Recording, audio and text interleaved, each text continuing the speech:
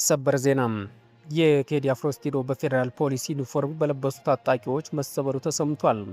በአንጋፋው ድምፃዊ ቴዎድሮስ ካሳሁን ቴዲ አፍሮ ላይ እየደረሰ ያለውን ጫናና ወከባ ሕግን በጣሰ መልኩም ይበልጥ አደገኛ እርምጃ ወዳለበት ደረጃ መሸጋገሩ ተጋልጧል። የፌዴራል ፖሊስ በደንብ ልብስ የለበሱ መሳሪያ የታጠቁና በፌዴራል ፖሊስ ተሽከርካሪ የመጡ ታጣቂዎች ሲኤምሲ አካባቢ የሚገኘውን የቴዲ አፍሮ የግል ስቱዲዮና ቢሮም በኃይል ሰብረው መግባታቸውን የዓይን እማኞችና የቅርብ ምንጮች አረጋገጡልኝ ሲል ዘሀበሻ ዘግቧል። ይህ ህገወጥ የኃይል እርምጃ የተፈጸመው ከምሽቱ 3 ሰዓት አካባቢ መሆኑ እየታወቀ ሲሆን ታጣቂዎቹ ወደ ስቱዲዮ ጥሶ ለመግባት የህንፃውን ጥበቃ ዘበኛም በከፍተኛ ሁኔታ መደብደባቸው ተገልጿል። የህግ አስከባሪ አካላት መደበኛውን የህግ አግባብና የፍርድ ቤት የብርበራ ትዕዛዝ ወደ ጎን በመተው በምሽት የዜጎችን የስራ ቦታና የግል ንብረት በኃይል መስበራቸው የሀገሪቱን ፍትህ ስርዓት፣ ዜጎችን ደህንነት ክፉኛ ጥያቄ ውስጥ የሚከት ድርጊት ሆኗል። ከዚህ የኃይል እርምጃ ባሻገር የጉዳዩን አሳሳቢነት እጅግ ከፍ የሚያደርገው የተሰበረው ቢሮም ይዘትና የተወሰዱት ንብረቶች ጉዳይ ነው።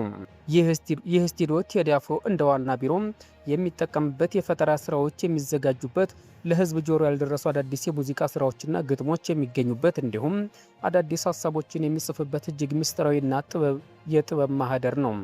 በስፍራው በርካታ ውድ የሆኑ አእምሯዊ ንብረቶች የሚገኙ ሲሆኑ አሁን በወጡ አዳዲስ መረጃዎች መሰረት ሰብረው የገቡት የፖሊስ አባላት በስፍራው በርካታና ውድ የሆኑ አእምሯዊ ንብረቶች የሚገኙበት ሲሆን አሁን በወጡ አዳዲስ መረጃዎች መሰረት ሰብረው የገቡት በፖሊስ አባላት ከስቱዲዮ ውስጥ 2 ላፕቶፖችን፣ ስፒከሮችና የሙዚቃ ማቀናበሪያ መሳሪያዎችን እንዲሁም የተለያየ ስቱዲዮ እቃዎችን ወስደዋል።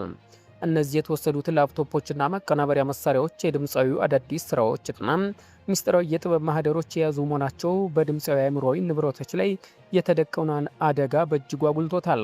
የህግና የጥበብ ዘርፍ ተንታኞች ይህንን ክስተት ተራ የንብረት ዝርፊያም ወይም ብርበራ አድርገው አይመለከቱትም። ከሰሞኑ ቴዲ አፍሮ ምክትል ማናጀር የቅርብ ጓደኛ የሆኑት አቶ ዩሱፍ ያሲን ያለምንም ክስ በፖሊስ መታሰራቸውን ተከትሎም አሁን ደግሞ በድምፃዊ የልብ ትርታ የሆነው ስቱዲዮ ላይ የተፈጸመው ይህ ጥቃት ሆን ተብሎ የጥበብ ስራዎችን ለማሰናከል ያልወጡ ስራዎችን ለመውሰድ እና በድምፃዊ ላይ ከባድ የስነ ልቦና ጫና ለመፍጠር የተቀነባበረ ስልታዊ ጥቃት መሆኑን አጥብቀው እየተቹ ይገኛሉ።